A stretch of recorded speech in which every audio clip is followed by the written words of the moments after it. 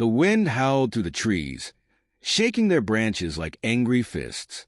Dark clouds covered the sky, hiding the moon and stars. The rain poured down in heavy sheets, drumming against the rooftops and streets. Lightning flashed, turning the night bright for a second, followed by the deep growl of thunder. In a small house at the edge of the village, Mira sat by the window, staring outside. She was 12 years old, with dark hair that curled at the ends and big brown eyes filled with worry. Her grandmother, Amma, sat beside her, knitting a scarf with steady hands. The fire crackled in the hearth, casting warm light on the wooden walls.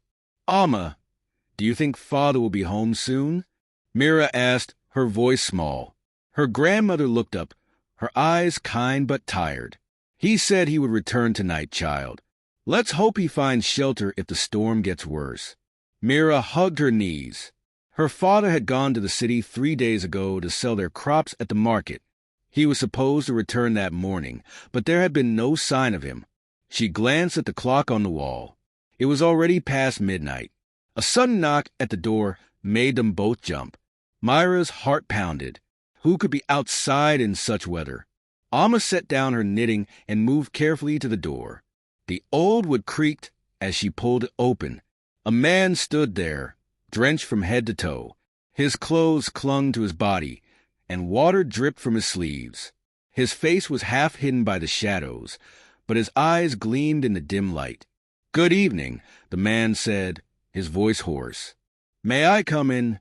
Mira felt a shiver run down her spine. There was something strange about him. His voice was polite, but his eyes held a sharpness that made her uneasy. Amma hesitated for a moment, then stepped aside. "Come in, stranger. You must be freezing." The man entered, his boots leaving wet footprints on the wooden floor. Mira stayed close to the fire, watching him carefully. Amma handed him a towel, which he accepted with a nod. "Thank you, ma'am," he said. "The storm is fierce tonight. I was traveling and lost my way." Amma smiled gently. "You can rest here until morning. The storm should pass by then." The man sat down near the fire, rubbing his hands together for warmth. Mira noticed his fingers, long and bony, with dirt under the nails. He looked around the room slowly, as if memorizing every detail. "Do you live here alone?" he asked. Mira felt a prickle of fear at his question. Amma, however, remained calm. "It is just my granddaughter and me," she said. "My son has gone to the city and will return soon." The man's eyes flickered. "Ah, I see."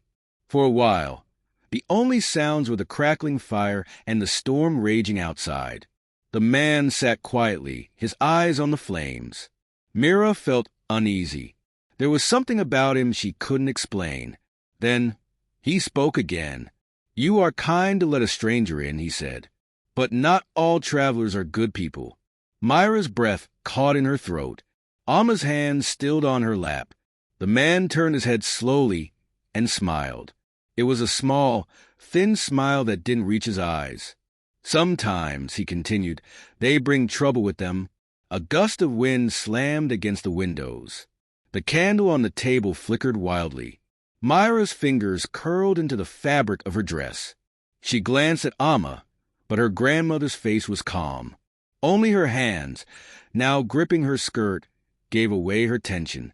"True," Amma said softly, "but kindness is never a mistake." The man chuckled. "Perhaps." Mira wished the night would pass quickly.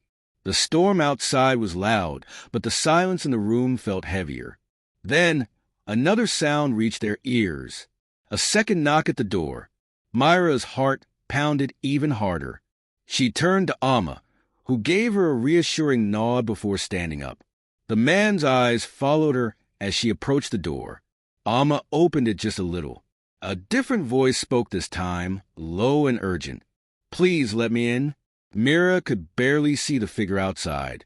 The rain blurred everything, but she caught a glimpse of a man, tall and shaking. "Who are you?" Amma asked. I'm being followed," the man stammered. "Please." Myra's breath hitched. "Followed? By whom? The first man, still sitting by the fire, slowly stood up. His wet clothes clung to him, and his face was unreadable. "Alma," Mira whispered. The grandmother hesitated.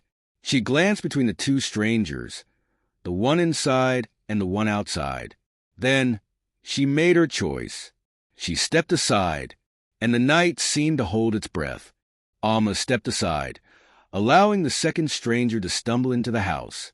He was soaked to the bone, his dark cloak clinging to his shivering frame.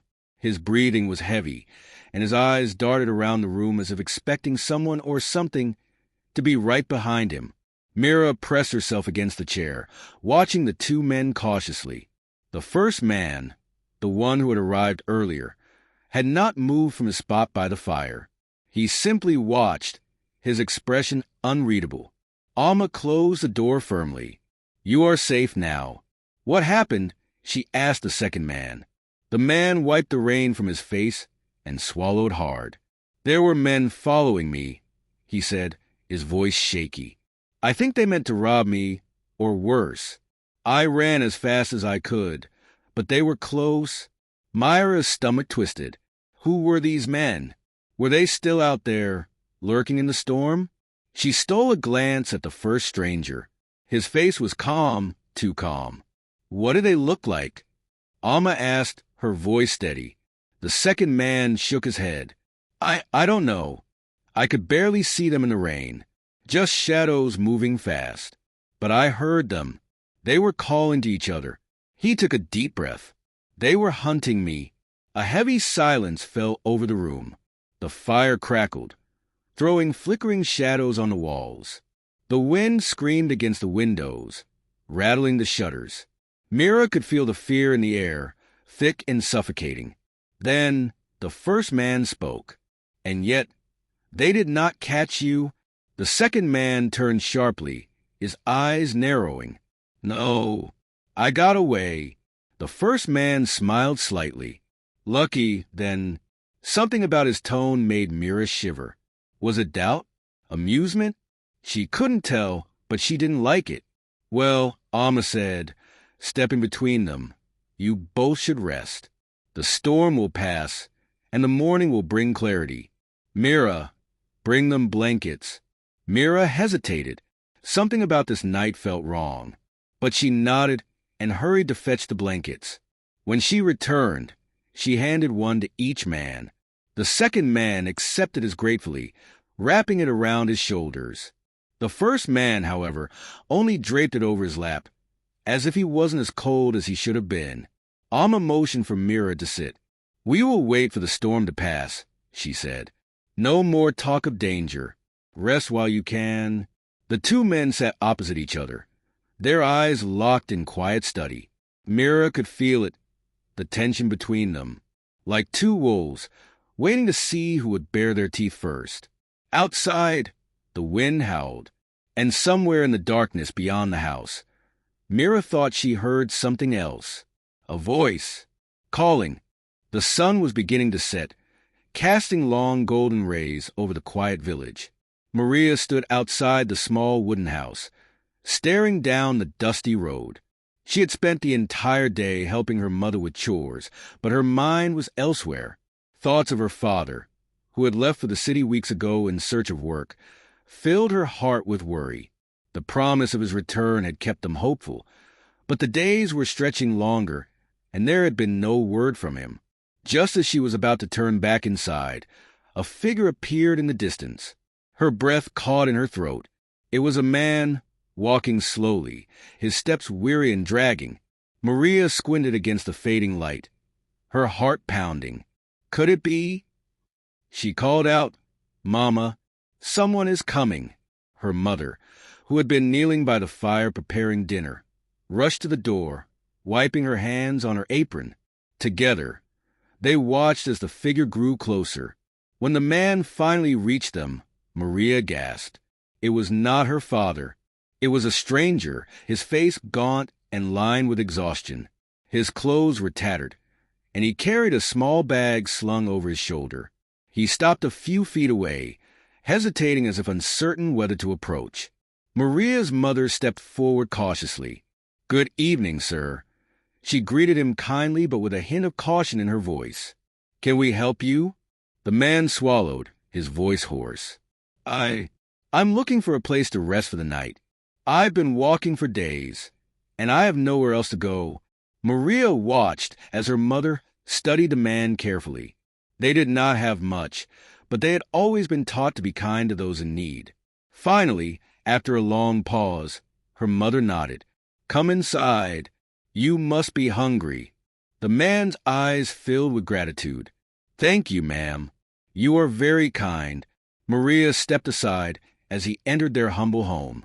As her mother ladled warm soup into a bowl, Maria couldn't help but feel a sense of unease. Who was this man? Where had he come from? And why did she feel as though his arrival meant something more than just a weary traveler seeking shelter? The sun had begun to set, casting a golden hue over the village as people gathered near the central square. The tension that had built over the past few days was now at its peak. A hush fell over the crowd as Elder Haroun stepped forward, his eyes scanning the faces of the villagers. He took a deep breath and spoke with a voice that carried both authority and kindness. "My friends, we have witnessed much in these past days. We have seen the darkness of greed, the weight of betrayal, but also the power of unity. Tonight, we must decide the future of our village. We must determine what justice means to us." The accused, Rafik, stood in the center with his hands tied before him. His eyes darted around, searching for a sympathetic face, but the expressions that met him were grim. Next to him stood Layla, her chin raised, her hands clenched into fists. She had fought for this moment, for the truth to be revealed. Now! She stood in front of the people, waiting for them to make their judgment. A murmur spread through the crowd. Some villagers nodded in agreement with Elder Haroun, while others whispered among themselves, debating what should be done. Then, from the side, a voice rose, deep, firm, and resolute. "He must be punished," shouted a man, his fist clenched. "He stole from us, lied to us. How can we trust him again?" A woman next to him shook her head. "But what will punishment bring? If we cast him out, he will suffer and we will still bear the pain of division. Can we not find another way?" Elder Haroun lifted his hand, silencing the discussions. He turned to Layla. "You have brought this to light. What do you believe is just?" Layla hesitated. She had thought about this moment for so long. Yet now that it was here, she felt the weight of responsibility pressing down on her. "I do not wish for revenge," she said finally. "I only wish for the truth to be acknowledged, for our people to learn from this. Rafik's actions harmed us all, but what is justice if it only breeds more pain?" The crowd absorbed her words. Some nodded. Others exchanged skeptical glances. Rafik, for the first time, lowered his head. His lips parted, and his voice trembled as he spoke. I was wrong." He swallowed, as if struggling with the weight of the admission. "I let my greed cloud my heart. I thought only of myself. If the village wills it, I will accept my fate. But if you allow me, I wish to make amends." Elder Haroun looked around. "It is not for me to decide alone. It is for us as a people. Shall we cast him out, or shall we allow him to redeem himself through service to those he wronged?" The discussion continued, but the anger had softened. People weighed their emotions against their values. After what felt like an eternity, an agreement was reached. Rafik would not be exiled, but he would spend the next year working for the village, helping rebuild what had been damaged, restoring what he had taken. It was not an easy decision, but it was one the people made together. As the meeting concluded, the villagers dispersed, some still whispering, others relieved that justice had been met with mercy. Layla watched Rafik as he was led away, his shoulders heavy with guilt, but his step steady. She knew this was not the end, but perhaps it was a beginning, a chance for healing. Elder Haroun approached her and placed a hand on her shoulder. "You did well," he said softly. Layla exhaled, feeling the weight of it all lift, if only slightly. "I only did what was right." He nodded, And that is what truly matters. The stars had begun to appear above them, twinkling like silent witnesses to the night's events. The village had spoken, and for now, peace had been restored.